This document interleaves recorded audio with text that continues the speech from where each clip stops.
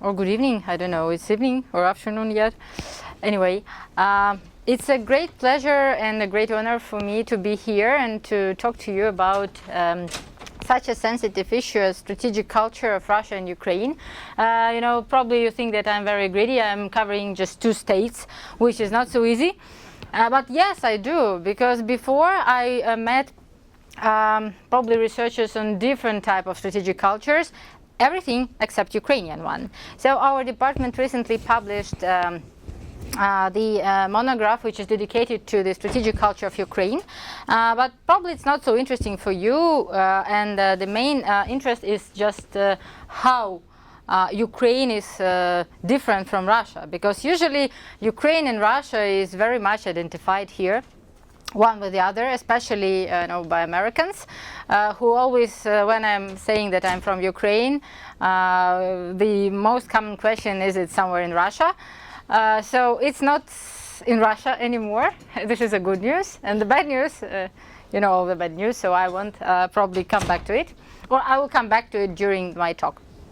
So, strategic culture of Russia versus strategic culture of Ukraine and the role of nuclear weapons. So, what's the relation between strategic culture and nuclear weapons? Probably you know, but I will remind you that the concept of strategic culture, it appeared within the nuclear narrative in 1977. And it was introduced by Jack Snyder in his report, Soviet Strategic Culture, Implications for Limited Nuclear Operations. So he defined it as the set of general beliefs, attitudes, and behavioral patterns with regard to nuclear strategy. It's known that later Jack Snyder was disappointed in the concept of strategic culture, but it was already introduced, embedded in the American science, and then it was spread all over the world.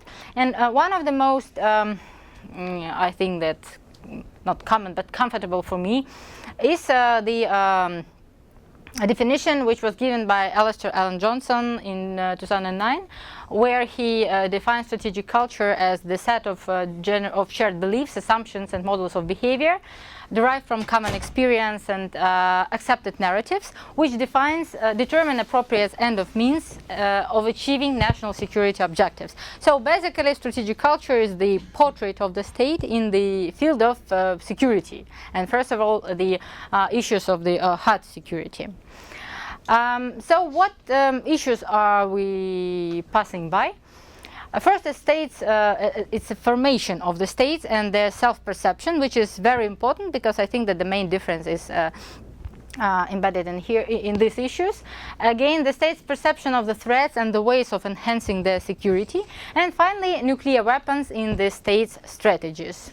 So let us start from the beginning. Here's formation of Russia and formation of Ukraine. So probably I'll start not from the first issue. So no, I'll start as it's written. What this picture is, no, I'm very tied to the microphone. So this picture is fall of Constantinople, the capital of the Byzantium Empire, which happened in 1456, and which was a great tragedy for the Orthodox Church, for the Greek Orthodox Church.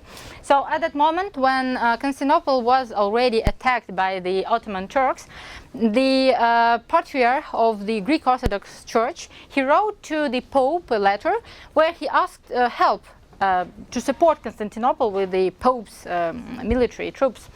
So Pope agreed, but only in exchange for accepting the primacy of the Catholic Church over the Orthodox Church. And of course, the Patriarch didn't have any kind of any way out than to agree, and he signed in 1439 the Florence Unia, signifying the primacy of the Catholic Church over him.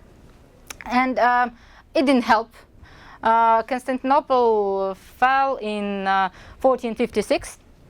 And after that, in 1511, the monk Philoteos wrote to Moscow Tsar Alexei Mikhailovich the letter, where he has written that there were 3 Romes. First Rome fell down because of its heresy.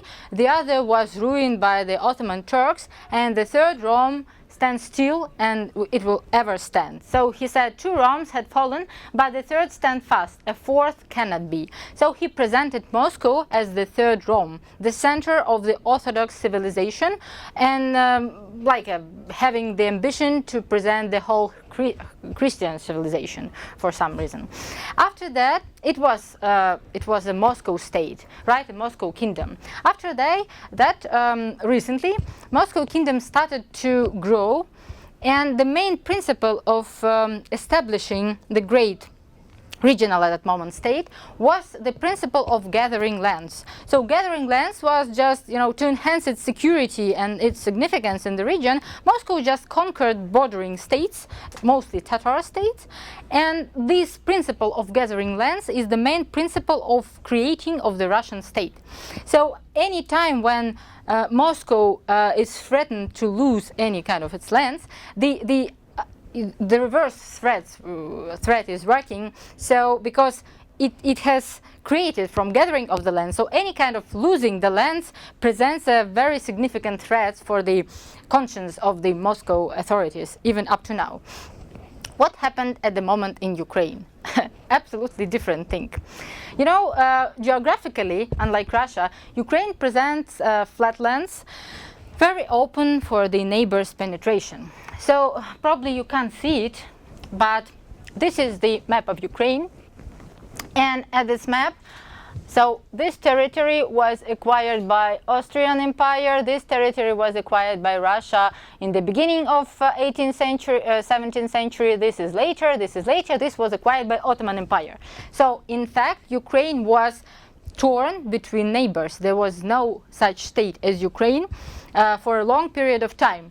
After the Kiev Rus, so Kievan Rus was in the 8th, 9th century, and then it started to be torn among neighbors, and there were very short period of time when Ukraine managed to gain its independence again from the other states. And again, the main idea was that we should find some powerful neighbors, and then they will help us to increase our independence. But usually the opposite situation happened. The powerful allies which Ukraine was trying to acquire, they destroyed Ukrainian independence each time Ukraine is trying to do something. So in fact there are 2 different examples when one state was strengthening and increasing its its weight in the international relations. The other one was just melted and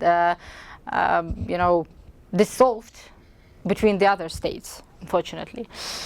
So coming back to Russia, after being raised at the ideology of the Third Rome, Russia, of course, it took this tradition, and here's the portrait, the down right, yes, of the famous Russian classic writer Fyodor Dostoevsky, who called Russian nation the God-bearer. He said that all the Catholic nations are submerged into heresy, and only the God lives only in the Russian nation, and the Russian nation is the nation liberator, because in 19th century Russian nation was substantially supporting the revolution of all the Orthodox nations which were which were enslaved by the Ottoman Empire, and therefore it gained the title of defender of all Slavs. Of course, and Dostoevsky said that as the defender of all Slavs, Russian nation has the right for the ancient Tsargrad. Tsargrad is Constantinople or Istanbul now, so it's like a historical rights for this, the moral rights.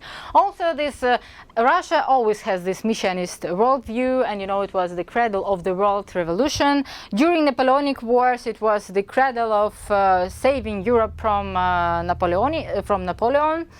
And so on. But this idea of being the representative of the God interests, of being the God-bearer, and having the ultimate truth is very much reflected in the current policy of Russia. For example, President Putin, he explained the taking over the Crimea from Ukraine, saying that in the conscience of people, Crimea has always been the part of Russia. This idea is grounded on the truth and justice. It's like a truth and justice and nothing, he should not explain anything else.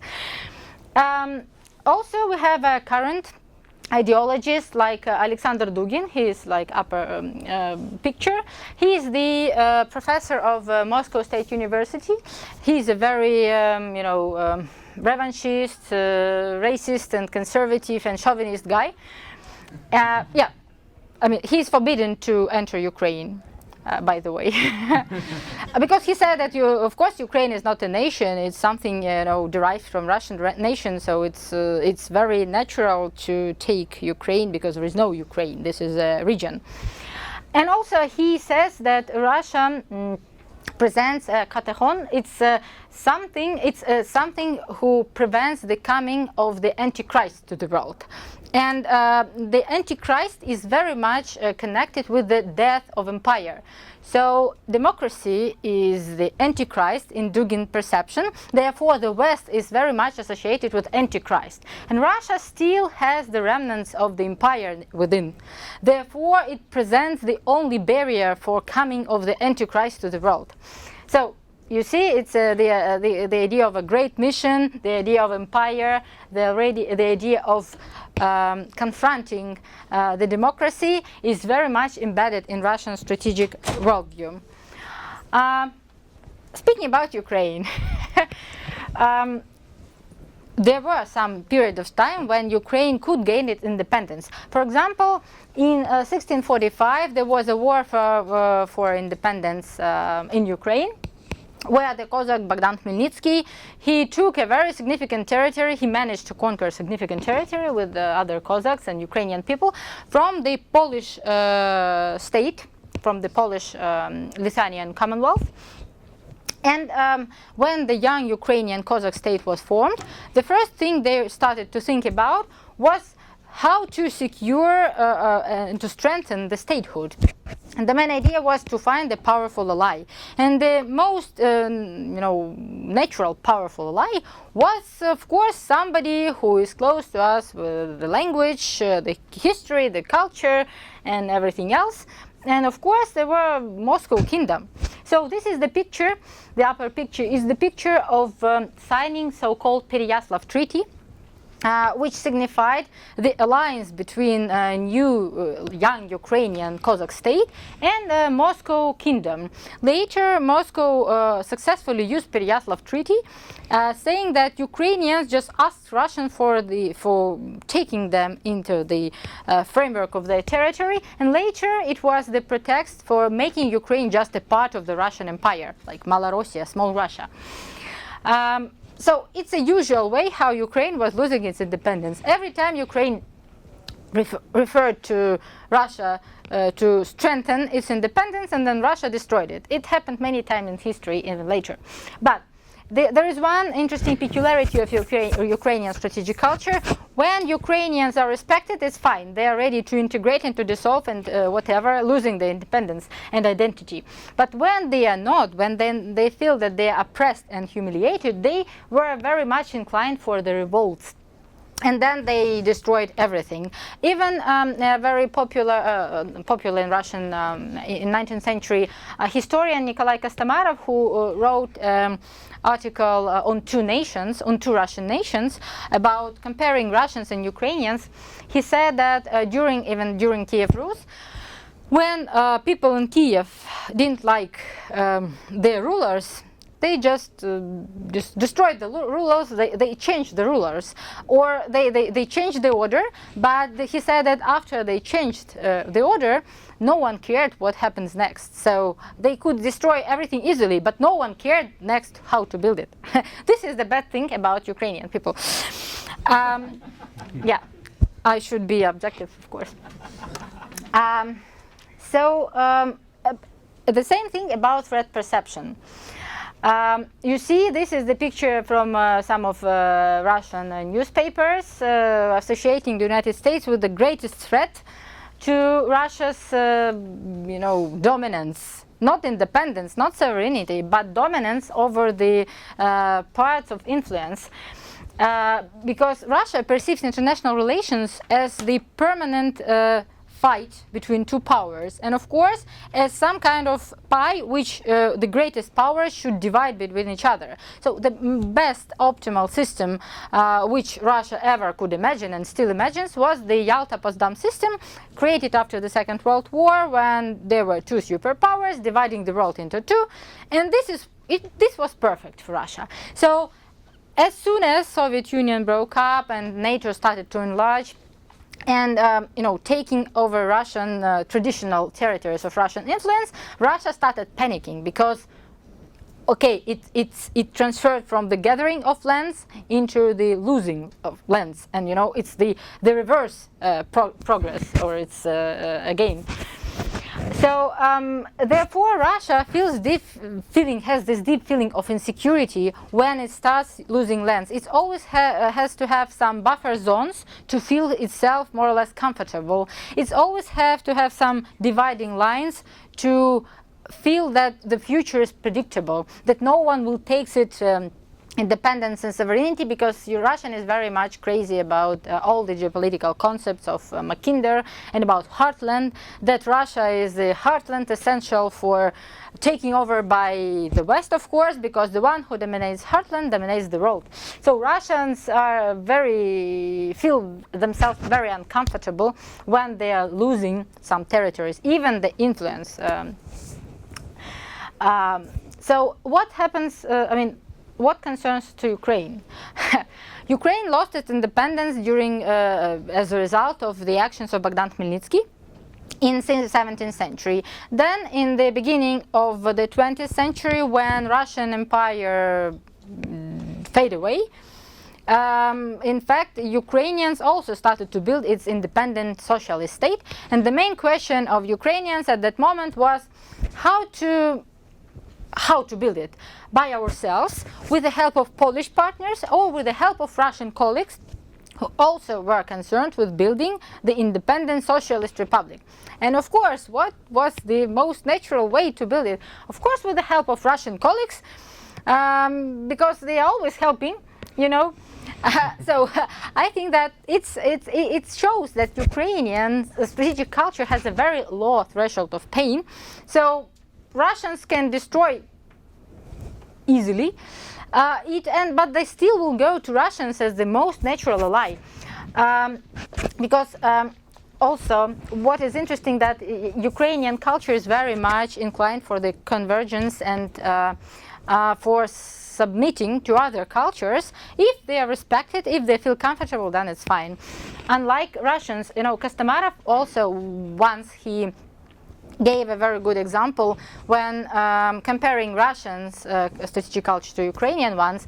He said that when in 9th, 8th centuries, like 10th centuries, when foreigners came to Russia, they were treated like strangers, like they are not equals with the Muscovites. They were living in the separate houses, no one talked to them, they were very isolated, because Russians had a very strong sense of arrogance, of self-preservation, and they never dealt with foreigners.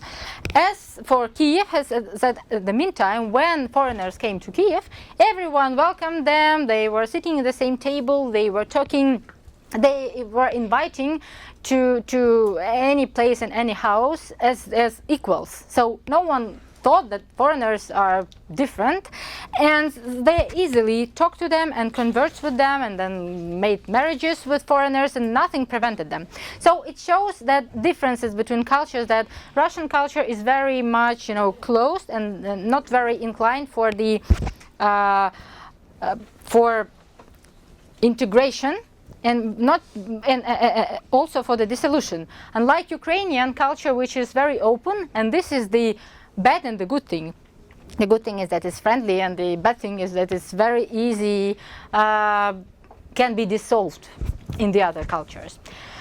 Again, we had the myth of the special common destiny with Russia. So the fact that Russia always destroyed Ukrainian independence was just translated in Ukraine as the idea that we have just a common destiny, we are brothers, so why not to be together then? Okay, and now we are coming to nuclear weapons issue. So, of course, for Russians, nuclear weapons present a very important moment, because after the great breakup of the Soviet Union, when Russia lost everything except, everything as for the positions of the great power, except the superpower conscience and the superpower nuclear arsenal. The nuclear arsenal was the only thing which reminded Russia that they are the super power and the greatest nation in the world, and they're the equal to the United States. So, of course, here comes the idea of the nuclear orthodoxy. It's called nuclear orthodoxy, and the idea of nuclear orthodoxy stands on the idea that if Russia didn't have nuclear weapons, it could be easily destroyed by the United States many years ago, in the beginning, and nuclear weapons just help to transfer the struggle between the United States and Russia from the physical field into the field of the ideologies, cultures, and ideas, and whatever. So it helps. Also, of course, Russian Orthodox Church is very respectful to nuclear weapons. You see here that the Orthodox priest is blessing nuclear bombs as the day of the strategic nuclear forces. And the Russian Patriarch Kirill, he is the honored professor of the Academy of Russian Strategic Nuclear Forces. This is a good thing, I think, for the strategic nuclear forces, because they are blessed by the God. And here's this is the picture which was of the quite conservative Russian painters. It shows, you see, it's Arctic, and the sun is rising, and this is the part of the nuclear submarine, but it's also very much associated with the Orthodox cross. So Russia is rising with the light of orthodoxy at the Arctic. So those are sacred and strategic things for Russia, like imminent for and very important for rising of Russia. Of course, you also know that Russia's one of the main Russians' principle of nuclear policy is so-called escalation for the escalation strategy. It means that Russia is going and can use nuclear weapons in case if any power will interfere into its local wars, transferring it into the regional wars. So using nuclear weapons in the regional wars is one of the main principles of the escalation of war. So it is very important, one of the most important principles of Russian policy. Also, I have recently heard from the representative of Russian embassy that the other principle when Russia is going to use nuclear weapons is when Russia's territorial integrity is at stake. It means that Crimea is already can be a reason why Russia can use nuclear weapons. And this is concerning because I've heard this from the representative of Russia embassy, which he said it publicly in Carnegie Endowment. So I think it was it's a concerning sign. Also, there is a new idea put forward by the famous Russian political scientist. No, he's probably not a scientist, but more political figure, Sergei Karaganov, who said that in the beginning of 1919, when Soviet Union broke up, Russia almost rejected the policy of nuclear deterrence, and therefore it got the conflicts in Iraq, in Libya, so everything was very bad. And of course in Kosovo. And during this decade, the latest decade, Russia just started practicing nuclear coercion and stopped the regime change in Syria. It also blocked the West from putting its bases in Crimea. So it just started rising. And the main thing why is just nuclear weapons and the wise using of nuclear coercion. So the main idea of Karaganov is that the old world order is really quite fragile and is not working anymore, so let us build a new world order. But as there was no big war, when usually the world orders are changing one by one because of the big war, the idea is to use the most optimal measurement of power. So the easiest measurement of power is nuclear weapons power. So let us build a new world order based on the tripolar system. where Russia, the United States, and China are the main poles of the system because they have the bigger amount of nuclear weapons. So this is the easiest idea, but I think that it's very simple, very easy, and it reflects sort of the Russian thinking about the world order and the symbols of power. For Russia, military power is still the ultimate power, which defines everything. Yes, as I said, this is deterrence-based new concert of nations which Karaganov suggested. So it's China, the United States, and Russia, dividing the world. What happened in Ukraine at that moment? Not at that moment, but earlier. After the breakup of the Soviet Union, Ukraine was the state where, by chance, it has become the state for the third world largest nuclear arsenal being deployed at. It has 1,750 strategic nuclear warheads, more than 2,000 tactical nuclear warheads, and a lot of carriers. Moreover, it has a quite significant civil nuclear industry, plus it was building the most frightful ICBMs in the world. Satan SS, you see this is a Satan 18 or Satan SS-18 ICBM. It was very powerful. I guess, it was carrying about 10 nuclear warheads, and each of these nuclear warheads was 36 times more powerful than the one dropped at the Hiroshima.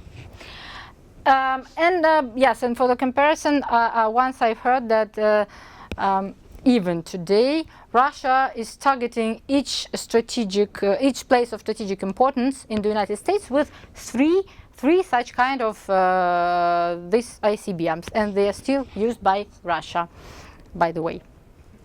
I mean, Russia is trying to prepare something comparable like Sarmat as ICBM, but it's still not ready. So Ukraine had such a powerful arsenal at its territory, and in fact, by signing the Belevich agreement about the breaking up of the Soviet Union, it promised to join the nuclear non-proliferation treaty as the non-nuclear state. But it didn't happen. Unlike Belarus and Kazakhstan, Ukraine didn't give up all nuclear weapons at once. Vice versa. In 1992, Ukraine tried to postpone the withdrawal of tactical nuclear weapons to Russia. Then it introduced the administrative ownership for nuclear weapons. Then in April 1993, part of the Ukrainian parliament deputies, they wrote an open letter calling for the nuclear status of Ukraine.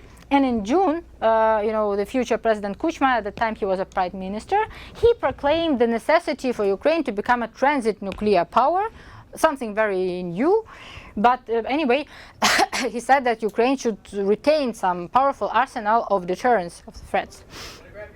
And in November 1993, Ukraine ratified the START I treaty, the Lisbon Protocol for START I treaty, where Ukraine was accepted as the member of the START I treaty. Meanwhile, the Lisbon Protocol had the Article 5, where it prescribed Ukraine to join the START I treaty as non-nuclear state, member of NPT. So Ukraine ratified START I treaty, but crossed the Article 5 about saying that, okay, we are the member of START I treaty, and then we are cutting 36% of our ICBMs and 42% of our nuclear warheads, and then we will be like Russia and the United States, the full-fledged member of the treaty. No nuclear status. Meanwhile, I would argue that Ukraine never thought about becoming a nuclear state and practicing nuclear deterrence. And mostly nuclear weapons perform the role of the bargaining tool in the negotiations with Russia and the United States. First of all, because nuclear weapons, tactical nuclear weapons were withdrawn to Russia in 1992. Ukraine never gained the operational control over nuclear weapons deployed at its territory. The operational control was in Russia's hands. And talking to General Lopata, who was the Deputy Defense Minister of the time, and then the head of the General Staff, he said that never Ukrainian authorities put the goal to acquire operational control over nuclear weapons. Probably it was impossible, but there was no serious attempts to do this. As soon as Ukrainian concerns were satisfied, Ukraine signed the consequent agreement. I mean, Budapest Memorandum. So what were the concerns? First of all, Russia put the immense pressure over Ukraine, saying just get rid of nuclear weapons, they are not yours. Russian parliament already at that time, it tried to establish control over Crimea and proclaimed that Crimea is illegally taken by Ukraine. In 1993 it was done already. So Yeltsin was trying to block it, of course, Russian president, but still the parliament was standing for this. Russia didn't accept any borders with Ukraine. Russia pressured Ukraine economically, and even Russian ambassador in the United States, they said that to the Western states, just don't be in a hurry to establish your embassies in Kiev, because Ukraine will become a member of Russia again very soon. And again, Russian ambassador told to the American representatives discussing nuclear issue of Ukraine, saying that, well, please don't interfere into the issues between Russia and Ukraine, because we are like one family. It's just the relationship between New York and New Jersey, so you are not about it. And of course, Ukraine felt very much insecure because of that. And at the same time, feeling the strong Russia threat, the support for the nuclear weapons option in the society was only 33%. Also because probably it was the Chernobyl syndrome, because nuclear weapons were very much associated with nuclear power, and nuclear power, of course, with Chernobyl.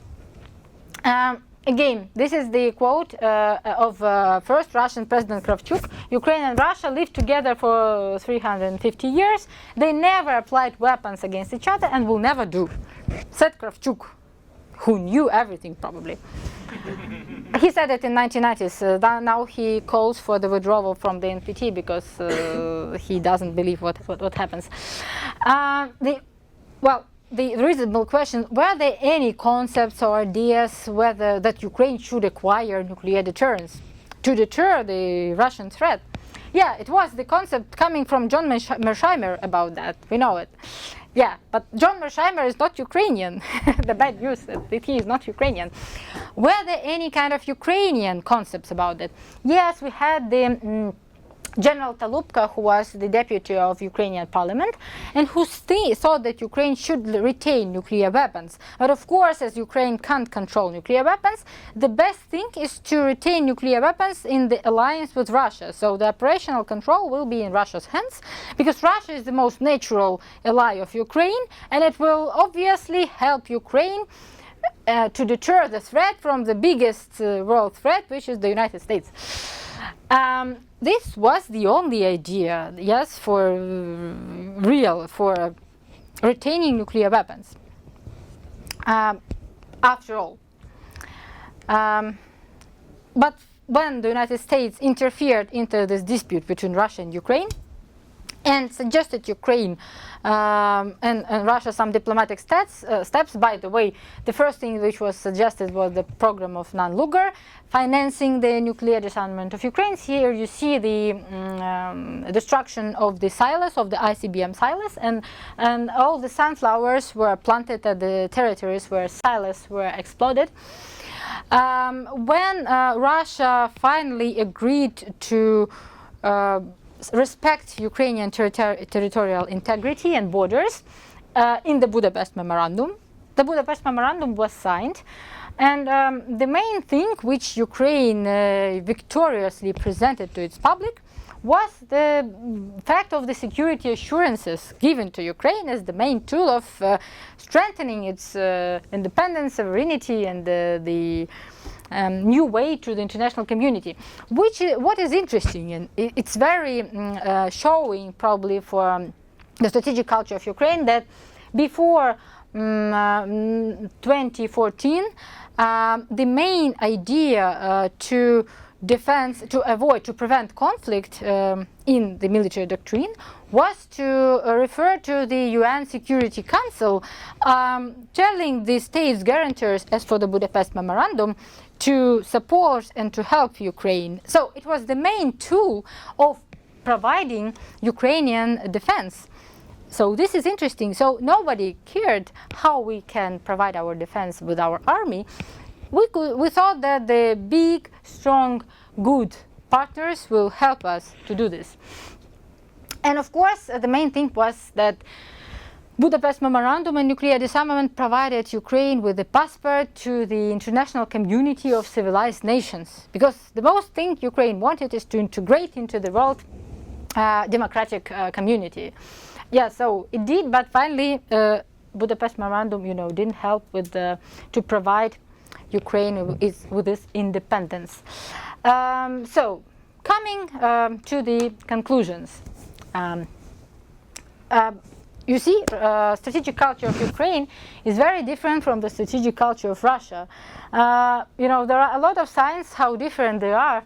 First of all, Russian culture strategic culture is a culture of the great state, of the great nation, and the nation conqueror, the nation who is gathering lands and keeping the lands. Ukrainian strategic culture is very much formed at the crossroads of civilizations. Geographically, geopolitically, historically, because historically Ukraine was always split between different states.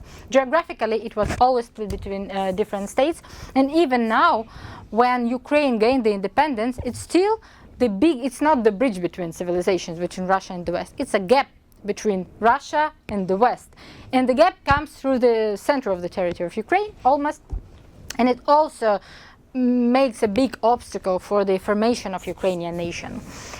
Again, as Russian strategic culture is very much closed, as much Russian strategic culture is closed, as much the Ukrainian one is open. The Russian civilization and Russian strategic culture is very much vulnerable and feels its vulnerability every time they are losing the inch of the territory, not theirs, but the territory of European states, let us say. Losing Poland, Hungary, Baltic states, Russia already felt very much oppressed, very stressed because of that. For Ukraine, Russia is a strategic partner all the history of its existence, and has been, and many people are still thinking it's a strategic partner. So we never care about the one who took our independence many times, but we think it's our brother nation. Again, Russia is ready to defend its interest with any means, and Ukrainian strategic culture is basically very feminine, in the way that Ukraine has never thought about defending its interests and its providing its defense by their own means, thinking that there will always be some strong partners, some strong soldier who will help protect and defend. And this is the biggest problem, because we are always finding the partner who, instead of protecting and defending, just oppressing and destroying Ukraine's independence. Therefore, for Russia, nuclear weapons is sort of reflection of its self-perception, of its greatness. Its symbol, it's like a crown of its superpower worldview.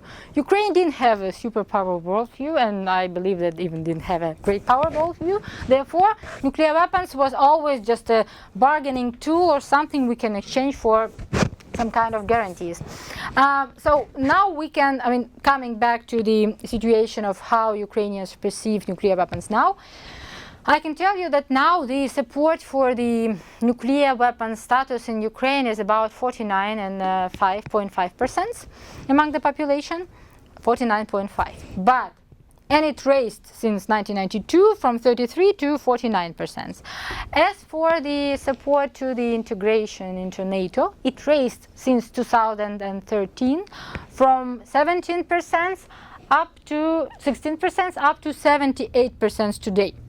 So as you see, only few percent of Ukrainian population, I guess about 17% of Ukrainian population today, believe that Ukrainian army, which by the way, was, I guess, today, recently it was called by the State Department one of the most capable combat armies in Europe. So only 17% of Ukrainians believe that our army can defend us from Russia.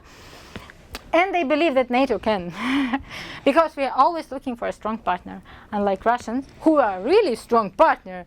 But the main tragedy in the relationship between Russia and Ukraine, that Russian strategic culture is very male, and Ukrainian strategic culture is very female. Russia wants to take, and Ukraine wants to be taken, but not by Russia. Yeah, this is the end. Thank you very much.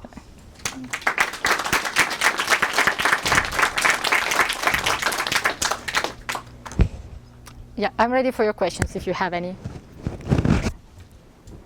Dalton Booker. I was wondering what you think about Russia's tentative transition to the more cyber manipulation style of getting what they want, with the recent meddling in the U.S. elections and the reported meddling in Baltic states. What do you think that says about their strategic culture changing as we move into the digital age? Thank you very much for your question. I don't think that it's changing of strategic culture. Today Russia is waging a very huge hybrid war, and I don't think that is hybrid. The measures of the hybrid war is it has any kind of borders or measures. It's not only Ukraine, it's the whole world. So what's the aim of the hybrid war? The aim of the hybrid war is to re-establish the traditional fields of influence, to become a superpower again. But unlike traditional war, there are no rules. And cyber war is one of the ways Russia is trying to re-establish its influence. It tries to destabilize the United States, any other countries, and Ukraine, of course, just showing that you are never invulnerable, because we can always touch you. It's sort of the terrorism, but it's very much directed at undermining of the influence and the stability and the positions of the other states. So, but the main aim is to establish its influence as it was during the Cold War. They just have different tools. Cyber war, nuclear weapons, information propaganda, whatever. They don't have, I guess, it was Kennan who said that Russian goals are not time limited. It's like a fluid stream. And if you don't put defense, they will try to pursue it as long as they exist. So there's just different ways of reaching the same big goal. Yes? Would you say that Crimea is related to the strategic culture? Can you please... How would you say that Crimea is related to the strategic culture you're talking about? So I guess that would somehow imply that nuclear weapons were involved in Crimea, right? Or at least some kind of threat. Your question is, were nuclear weapons somehow involved in... I'm saying, what does Crimea have to do with the strategic culture? Right? I guess you had mentioned that in your talk. Crimea is a very important element for Russia's strategic culture, because it's called the place of Russian glory, where Russia, Crimea is the part where Russia always its fleet was there, and it's a place of Russian glory because of the victories in different wars, and Crimea was also participated.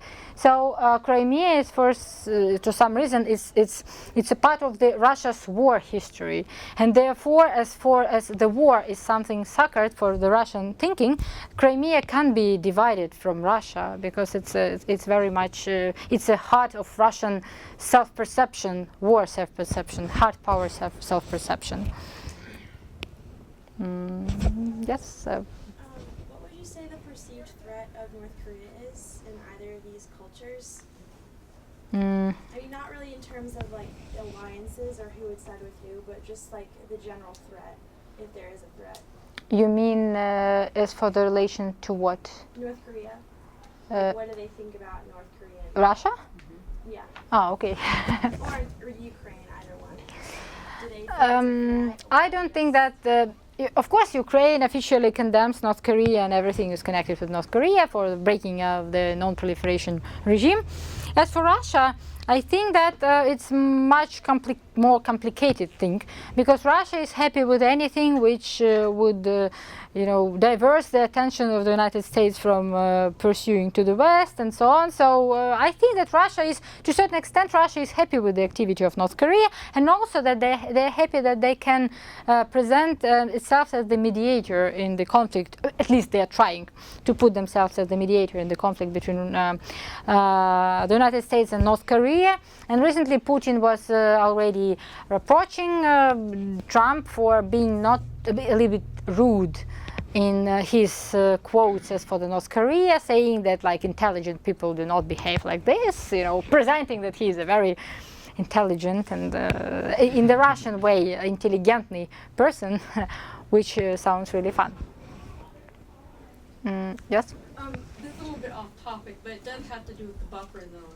Belarus, which is already heavily Russian influenced, would you say that they're allowed to their statehood in a way because of the Russian influence in their government? What they're doing? Belarus, would you say their independence is more like a Russia, like since you're pro-Russian, reason why you're existing right now? I think that Belarusian strategic culture or Belarusian strategic culture is very tricky, because it's really mostly eroded by Russian one, and I think that very many Belarus people are identifying themselves with Russia. But there is still a very strong nationalistic wing which does not do this. But they are very weak, and they are not playing any kind of significant role in the political life. No, I would not tell anything more about Belarusian strategic culture, because I'm not very familiar. It's a very specific topic and a very narrow one. I'm sorry. You describe Russia's strategic culture kind of as the land gatherer to build that buffer. As the conflict in Syria and Middle East kind of winds down from its peak a couple years ago, do you see Russia focusing more on pushing farther into Ukraine or into Georgia, or do you see them opening up new kind of areas where they're trying to grab land in the Baltic, or do you think they're going to take a more indirect route with, like we discussed earlier, cybersecurity and destabilizing Western nations through election interference? Everything. Remember Soviet Union. Soviet Union had the borders including Baltic. Soviet Union had a partner in Syria, right? Soviet Union had Ukraine as the integral part of it. Therefore, Russia is striving to bring back everything which was lost. So, and the cyber thing is something new, but it's also something which can destabilize the United States, which is even more fun.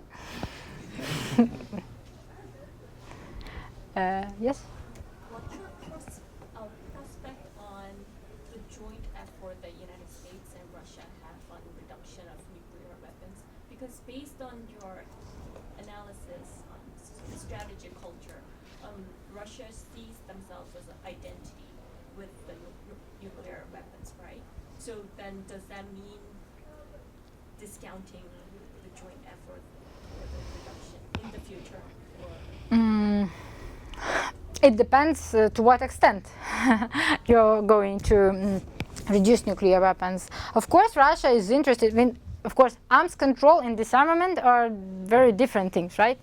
So when disarmament, the main goal of disarmament is just to get rid of nuclear weapons, the main goal of arms control is to control nuclear weapons in a level which provides the stability of deterrence and the strategic stability in the most optimal way, right? So Russia is, I think it's very much in favor of arms control, unless it doesn't damage, the core interest when Russia can perform the retaliatory strike and provide a stable deterrence. So Russia is interested, to a certain extent, Russia is interested in arms control, but of course there is a margins to which it is interested in arms control. And there are times when Russia is not very interested in arms control, like now, when they are in building the new weapons, new arms, and when the United States is also on the way of building the new weapons and new arms. And so there is no any kind of common interest to reduce whatever. But maybe I think that Russia is still interested in fulfilling the New START treaty and in prolonging New START treaty, because it gives sort of predictability in the future for the level of and for the direction of the arms race. Maybe Russia is, of course, Russia is interested in the limitations of the defensive weapons, such as missile defense in Europe and missile defense in general, but the United States are not going to do this. So Russia, in general, Russia is very interested in arms control, but in some things which the United States are not going to discuss, like missile defense. So I think that the dialogue is still can be in these issues. Yes, Adam? In 1987, there was an unprecedented treaty signed between the Soviet Union and the United States, which is the INF agreement, that it called for the complete elimination of a set of systems as well as on-site inspections. And now we're in and during that period, it was the Soviet strategic culture and the American strategic culture that came to a convergence on this. We're now in a period where we're talking, or potentially not talking, enough about sustaining that agreement, and in the wake of a potential collapse of that agreement, how do you think Ukrainian strategic culture may complicate the European security? I think that Ukrainian strategic culture, what I didn't say here in my presentation, that strategic culture is not something solid as a stone. It's something which is always developing. So, for example, if you will take like German strategic culture, it made a very significant transformation from before the Second World War and up to now. Yeah, it's like looks like completely two different strategic cultures. The same is going, and probably even more. It should be more visible, the transformation of Ukrainian strategic culture, because we started from the part of Russia, and then we are still the state with the most capable European combat army, and our strategic culture is also evolving. So I think that the death of the INF Treaty will lead to the increasing of the pressure over Ukraine from the side of Russia. And Russia would be able, probably, I can foresee that, to push from the direction of the Donbass conflict, and also the pressure from NATO probably also will be increased. So in this situation, I can't exclude that Ukrainian strategic culture will evolve towards the more significant preference and more significant accent to the increasing its hard security, and maybe in some point the support for the nuclear weapons option and for the withdrawal from NPT treaty will reach some critical point. And so I think that it won't affect Ukrainian strategic culture positively, or it will push it more closer to the hard power choice. And it's 1%, of course. I can't exclude that it could be pushed to the more aggressive posture, including nuclear weapons, including the renewal of production of the intermediate nuclear, intermediate range missiles.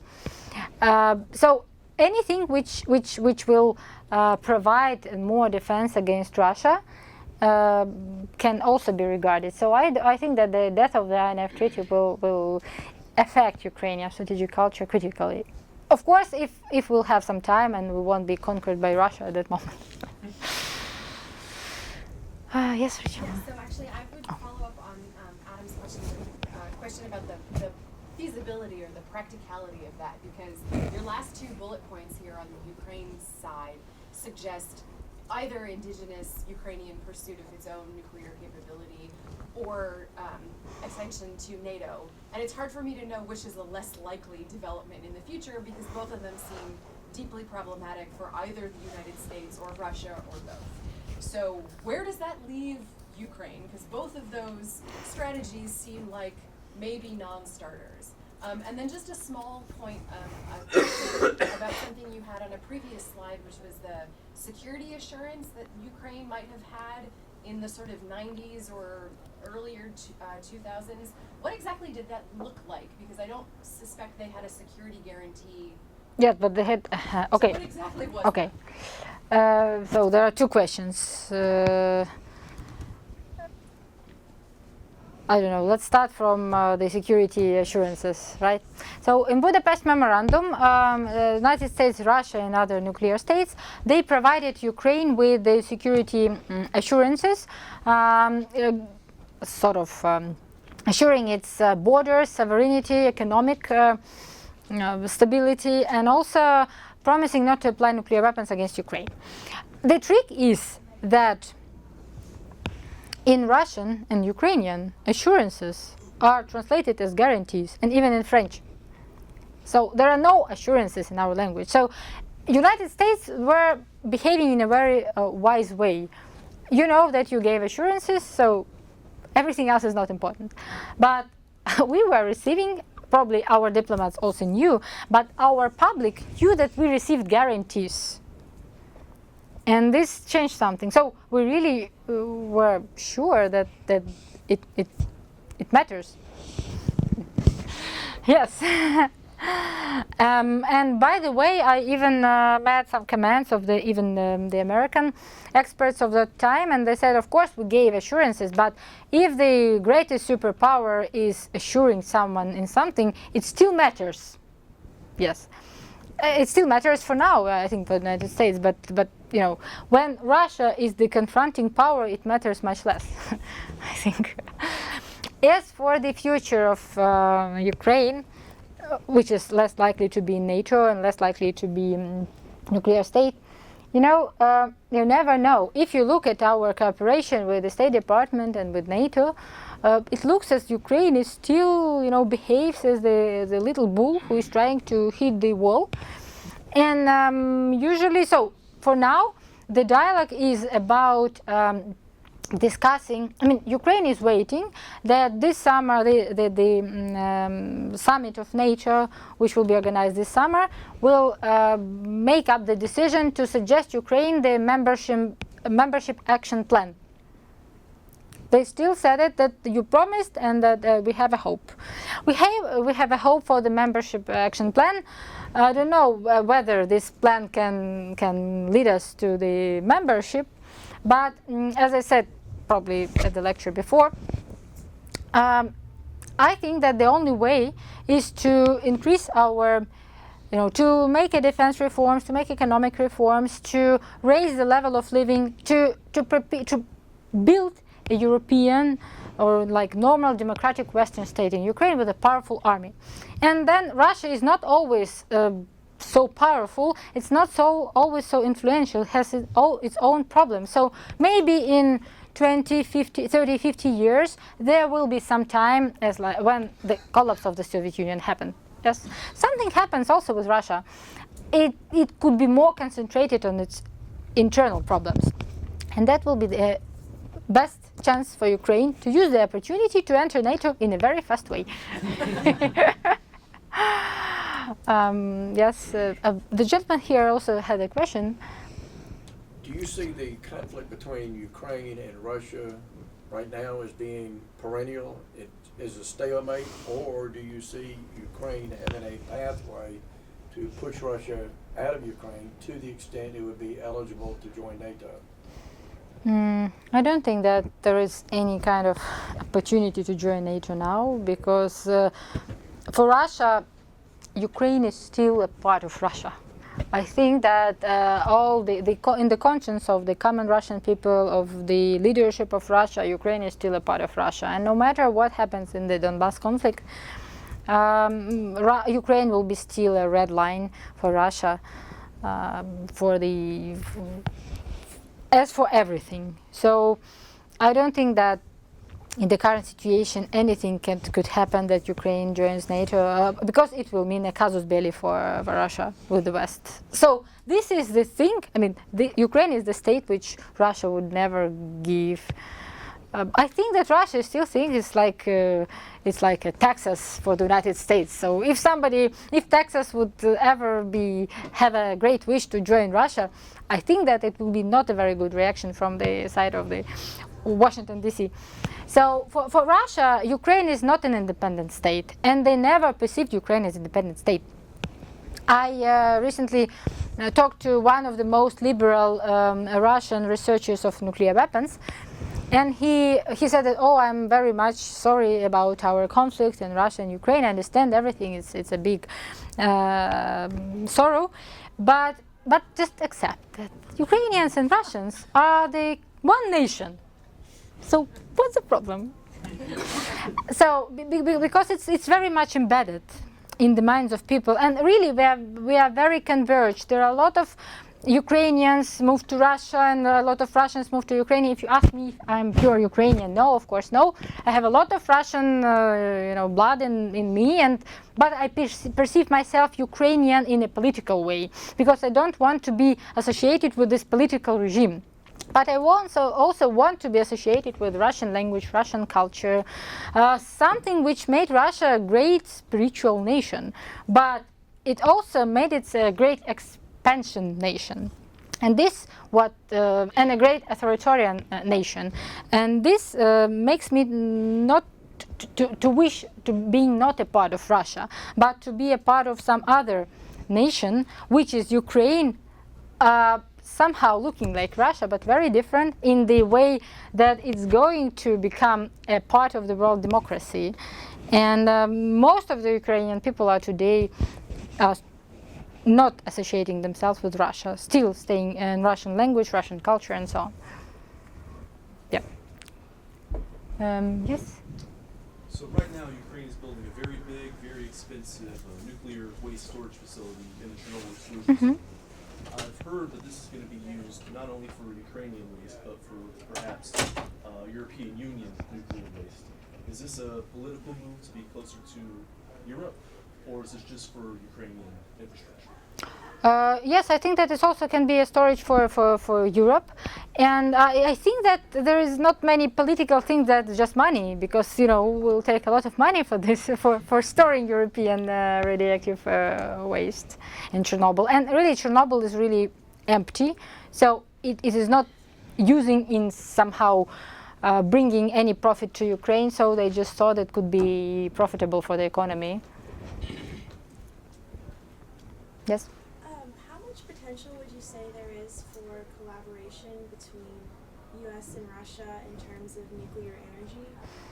Because I know they have joint projects on effects of radiation on people. Like they've worked together kind of in terms of the preventative form and effects on different research effects. They have case studies, but I didn't know if there was a potential for collaboration in the actual energy aspect, or if Chernobyl or conflict of interest was going to get in the way of that. I think that there is also great potential for cooperation between Russia and the United States, and there was a non-nuclear program, and there were a lot of the plutonium deal and so on. So a lot of things to collaborate. But also Russia and the United States, they are the rivals in a market, in a nuclear energy market, and Ukraine is actually also a battlefield of this two Russian nuclear energy industry interests, and which are mostly Russian, and the Western House, who is also who came to Ukraine, and especially it gained more positions after Russian aggression, because we started to transfer our nuclear industry into the Westinghouse standards, and the Westinghouse fuel. So now TVEL is a little bit concerned about that, but still most of the nuclear industry works as TVEL. So it's also a rivalry between Russia and the United States. I think that Russia and the United States have a lot of ways to cooperate, but of course nuclear industry also has a big potential. But unfortunately it's not explored, and it's not probably fulfilled in the full scale because of the obvious and actual rivalry which is going on now, and the bad climate of relationship between Russia and the United States. I didn't know, in terms of the energy crisis, if there was potential for it to bring them together, or... You mean the energy crisis in what sense? Just the need for non-renewable resources running out and they need to shift to sustainable ones? I Um, didn't know if that was. I think that for Russia, it's not the issue. Russia is a petrostate. It has a lot of oil and gas, and it uses its oil and gas. You know, if you would come to any kind of Russian building, any kind of Russian university or whatever, you will see that the average temperature inside is about plus, okay, 80, yeah, in Fahrenheit, because and it's always like this. For me, it's very cold in the United States because I mean I'm still coming from that level of heating. So Russia never thinks about economizing the energy resources. It's always hot in Russia because no one cares about this. So renewable energy probably would come to Russia in a very you know, like in decades, if not in hundreds of years. So this is not the issue for Russia today. Yes. Thank you for your Thank you. talk. Appreciated it. I'm more interested at this moment of the man on the street and in Ukraine and how this skirmish or whatever you want to call it, invasion or is affecting them monetarily and with travel and with just their day-to-day lives. Is there an undercurrent of tension within the people of the rest of the country in that, you know, About what? About? With Russia?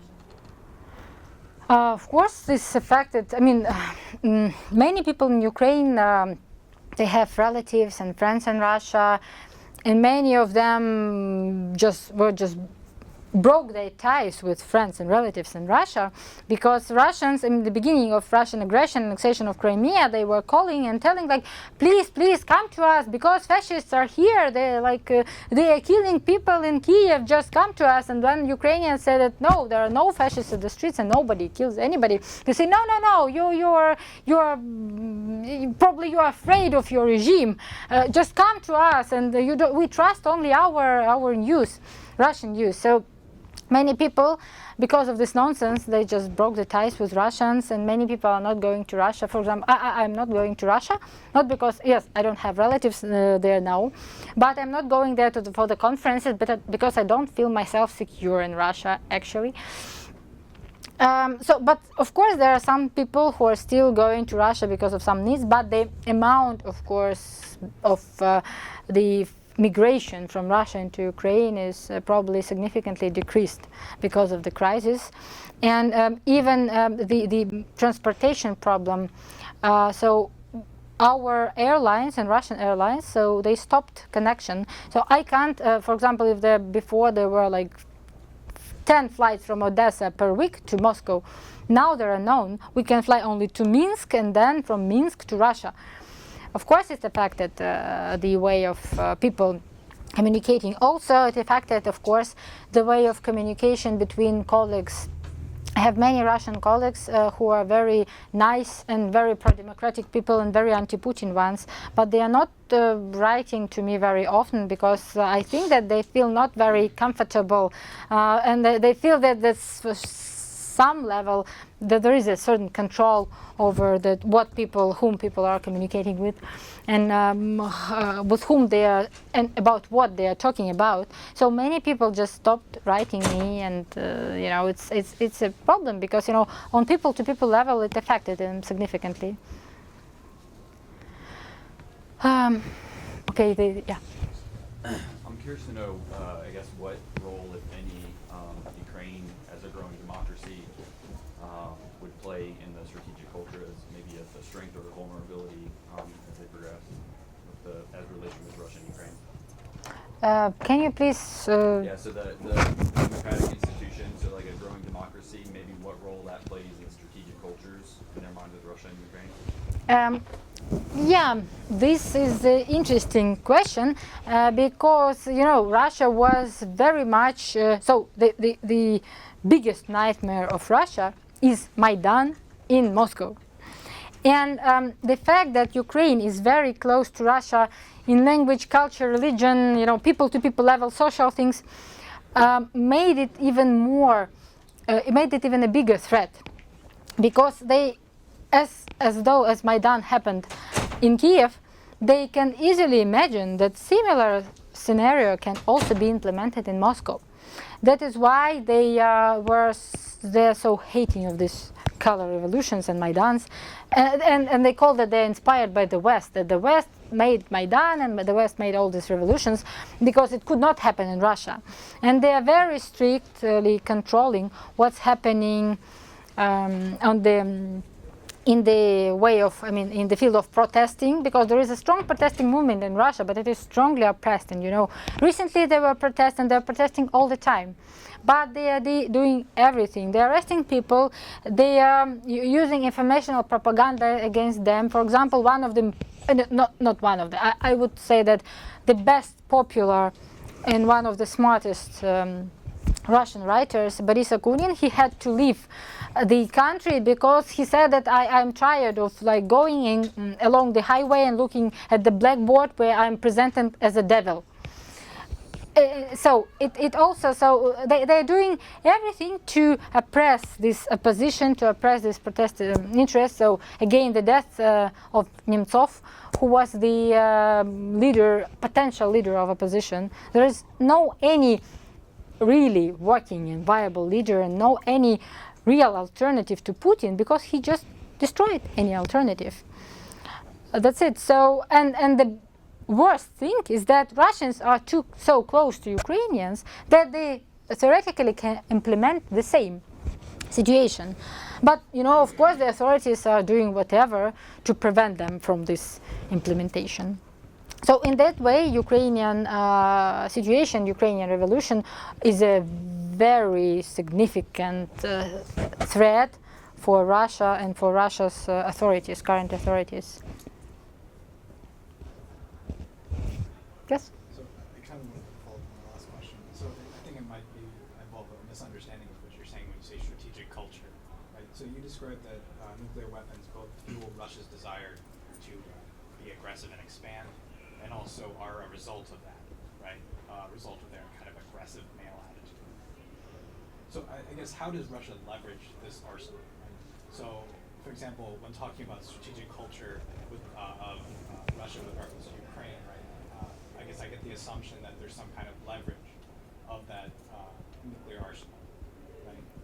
You also mentioned that during the 1990s to the 2000s, Russia, after the fall of the Soviet Union, Russia abandoned this ideology for a moment, right? So what does it mean when they take this ideology back, or what does it mean when they abandon it? So in what way are they using or leveraging the nuclear arsenal, and what way are they not in these contexts? Is that what you mean when you're talking about strategic? No, nuclear weapons is it implies the hardest, the strongest hard power instrument ever. Imagine. So for Russia, the coming back to nuclear weapons as a tool of policy is just the showcase that Russia came back to the hard power as the main tool of the policy implementation, and to the hard power in identifying the greatness of Russia. Because Russia is Russian Empire was traditionally always a very militaristic community, society. And they always relied on the strong military power. And they always relied on their victories in wars. Therefore, nuclear weapons is something which is connected with the self-perception of Russia as the great power in the military sense. So it's a very traditional self-perception. And in the 1990s, yes, Russia made a couple of very modest steps in the way of not thinking about military instrument as a tool of power. But what they got? They were very poor. They were not respected. In a way, they were used to be respected. They lost almost all fields of their influence. They were not wealthy, and they didn't manage to have a good economic reforms. And those times of the couple of democratic years under Yeltsin is now remembered by Russian people as the worst years they remembered the history of Russia. And the worst case was that at that moment of 1990, Russian people stopped being proud of their country because no one stopped, everyone stopped respecting Russia as they respected Soviet Union or Russian Empire. So besides that they were poor, they lost the respect. And for Russian person, if you know Russian strategic culture, the main thing is not to be wealthy, not to be rich, not to go abroad, and not to have good social standards. The main thing is to be proud of their country. So they lost the feeling of greatness of their country, and this was the worst. So Putin coming back, he just, resurrected everything which was embedded in Russian culture and saying that, look, we lost our way, and now this is our traditional way. This is the way of Russian Empire, this is the way of Soviet Union, and nuclear weapons is the strongest element of military power. This is why it is very much identified with the Russian self-perception, because the meaning of greatness is the meaning of being great militarily. This is what I meant. And Ukraine just lost this element because there was no strong identification of ourselves with the military power, and we didn't have any kind of military power, by the way, at that moment. So I'm just measuring nuclear weapons as the tool of hard security, the strongest tool of hard security. You also mentioned in the last question, this question, that kind of propaganda model that Russia uses to push this kind of this proud feeling people have in Russia. Is that still influential in Ukrainian culture? That propaganda that they use, for example, you mentioned they were saying they were fascists in Kiev, right? Yes. Is that still utilized? In Russia, of course. Well, I'm talking about in other countries. Like, for example, is Ukraine so susceptible to that, like whatever, fake news, if you want to call it? I guess I haven't got the question. I'm saying about the fascists at the streets, which is presenting by Russian news. Mm-hmm. So if you go to Russia and watch the news, you will learn that every day some kind of fascists are doing something bad at the streets of Ukraine, and it's every day. I have friends from Odessa who once visited Russia for a week, and he said that if I stayed for one more week, I would hate Ukraine because there are very bad people there. They are doing all the bad things every day. Okay, because as I had understood it, I assume that some Ukrainian people had watched this Russian news. Yes. And had assumed that there were fascists in Kiev. Yes. Right. In Kiev and everywhere. Right. Everywhere. Yes. It was. Okay. Probably there is a very significant part of the Ukrainian population, not so significant now, but it was pretty significant in 2014, which believed that Maidan and everything else was made by fascists, and it was made, and they were inspired by the West, of course, and that this nationalistic tendency in Ukraine is very strong. It's not very strong. There are some nationalists in Ukraine, but they are pretty peaceful. There were some clashes in the past, even in Odessa. That there was a 2nd of May event when about like 50 people of pro-Russian orientation, they died in the trade union because of the fire. And it was the result of the clash with the nationalistic oriented people. But believe me, those people who supported Russia, of course I'm very sorry for their deaths, but they were a very destabilizing wing in the city. They made this camp in the center of the city. When they see anybody with the Ukrainian symbolics, with the Ukrainian flags or whatever, even girls, like little girls, they just could come and pour some glue on them or offend them or hit them. So all people were just afraid to use pro-Ukrainian, use your own national flag because you can be offended at the street. Is it normal? No, it is not. So after the 2nd of May, there was sort of understanding that even though people who were supporting Russia in their minds, in their heart, and listening to the Russian news, they thought it's better not to be so obvious in this. So the balance was a little bit shaken towards the pro-Ukrainian moods. But I can't say that the position of the society is very unilateral, especially in the south of Ukraine, in Odessa. There are still some pro-Russian people, but they're mostly common people who watch Russian TV, because even though Russian channels and TV is forbidden in Ukraine, you still can use like a satellite TV and watch Russian channels. So it's always it's always there. So some parts of the population are affected by Russian propaganda, not so much as it was before, but it's still there. And but we are anyhow living in the democratic country, so you can say whatever in Ukraine. But yes, I think that some symbols of pro-Russian separatism are forbidden in Ukraine, like the stripes, black and yellow stripes, which is symbolizing Soviet Union victory over the Germany of the Second World War.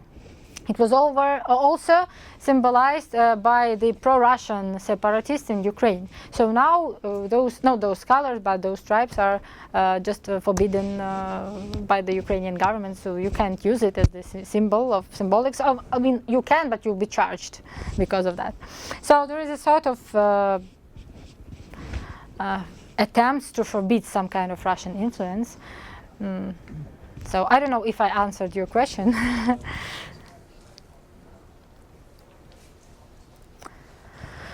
The last,